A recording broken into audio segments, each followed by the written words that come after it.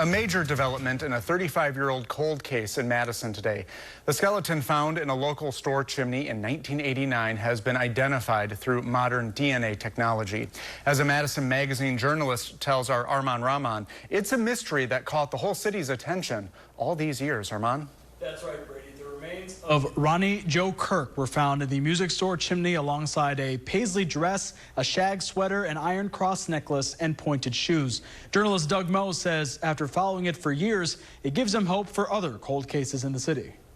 Ronnie Joe Kirk. As police uncover a name and a face after 35 years. It was kind of surreal. Madison journalist Doug Moe comes face to face. And there's a picture, with what he had known as a skeleton. The owner of the Good and Loud music store uncovered himself. He had just bought the building a little while before.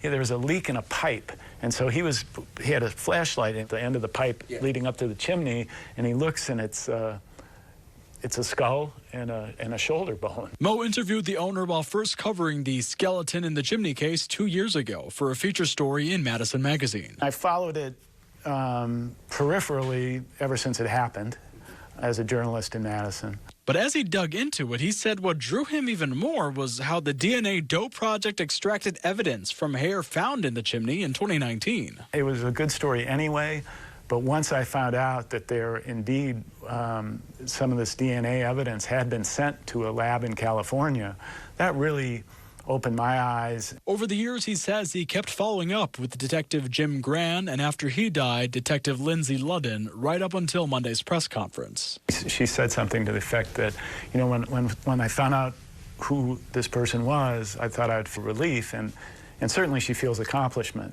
But she said it actually opened up 10,000 more questions.